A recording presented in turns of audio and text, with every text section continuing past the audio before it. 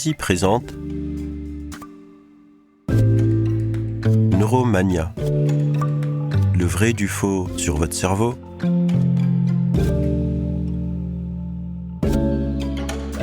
De Albert Moukébert, lu par l'auteur.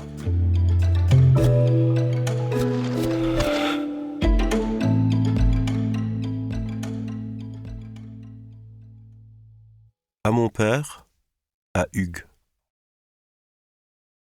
Introduction. Parce qu'une sursimplification ne vaut pas mieux qu'un mensonge. Stanislas Lem, His Master's Voice. Aujourd'hui, tout ou presque semble devoir trouver son explication dans le cerveau. Nos bonheurs, nos émotions, nos addictions, nos peurs, nos croyances, nos performances, notre capacité ou incapacité à changer ne serait qu'un effet des interactions de nos neurones. On peut évidemment se réjouir que les neurosciences et les sciences cognitives, des disciplines encore jeunes, aient gagné en si peu de temps l'intérêt du grand public. Elles ont, de fait, réalisé des avancées spectaculaires ces dernières années, notamment dans le traitement des maladies neurodégénératives. Et nous n'en sommes qu'au début. Mais en tant que neuroscientifique, et comme beaucoup de mes confrères et consoeurs, je m'inquiète de cette prolifération de discours sur le cerveau, de cette neuromania, car elle se fait au prix de raccourcis, d'approximations, voire de contre-vérités. Faut-il y voir l'exigence de scientifiques soucieux de ne pas retrouver dans les discours tenus au grand public toutes les nuances et réserves qui figuraient dans leurs articles de recherche ? Pas seulement. Car en matière de neurosciences et de sciences cognitives, les croyances sont performatives. Autrement dit, elles ont des effets dans le monde réel. Si, après avoir effectué un test ou lu un article de vulgarisation, vous vous considérez plutôt cerveau droit que cerveau gauche, un découpage rejeté par la plupart des chercheurs actuels, vous n'aurez pas simplement une vision caricaturale de votre cerveau, cette vision influencera vos choix d'études et de carrière. Elle aura un impact sur votre vie.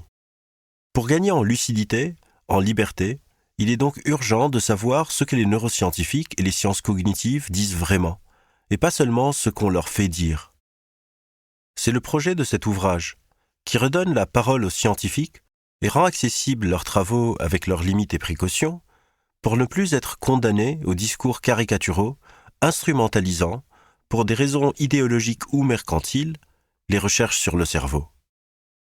Cela est d'autant plus important que cette neuromania installe l'idée que, de l'intime au politique, tout s'éclaire par le cerveau. Or, celui-ci n'est pas le bon niveau explicatif pour beaucoup de nos comportements individuels et collectifs. Tout réduire à nos neurones revient, dans certains cas, à vouloir expliquer le fonctionnement d'une voiture en étudiant au microscope les atomes de carbone qui la composent. Le réductionnisme est l'un des moteurs de la science. Il a certes permis des avancées fantastiques en neurosciences, mais il provoque une myopie sur des sujets comme les addictions, les douleurs, les maladies psychosomatiques, les fake news. Pour bien comprendre les phénomènes humains et sociaux, il est parfois nécessaire d'élargir la focale. Penser le cerveau non pas dans un bocal, mais en lien avec le corps, avec son contexte, et ne pas réduire tous les problèmes à l'individu et à son cerveau. Les chercheurs et les scientifiques sont les premiers à le dire. Il est donc important de les écouter pour démêler le vrai du faux dans cette profusion de discours sur le cerveau. Première partie. Aux origines du réductionnisme, une brève histoire du cerveau. Le cerveau est la seule chose à s'être nommée elle-même. Subreddit Shower Thoughts.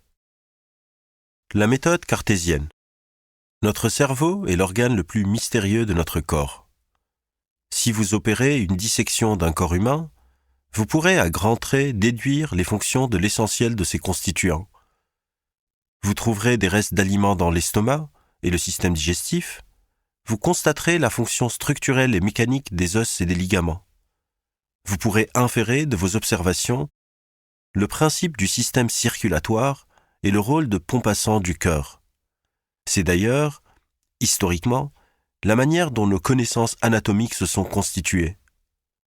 Le cerveau, cependant, se livre plus difficilement. Impossible par un simple examen de comprendre les principes qui le régissent. Un cerveau mort ne nous apprend pas grand-chose.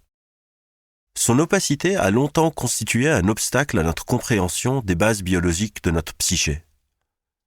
Nous savions que le cerveau était le siège de l'esprit, mais jusqu'au siècle des Lumières, la majorité de nos connaissances se résumait à des schémas anatomiques purement descriptifs, à l'image de ceux d'Ibn al-Haytham, datant du Xe siècle. Les premières tentatives systématiques de percer les mystères du cerveau de manière méthodique apparaissent au XVIIe. Nous espérons que vous avez apprécié cet aperçu. Pour continuer à écouter ce livre audio sur Google Play Livres, utilisez le lien dans la description de la vidéo.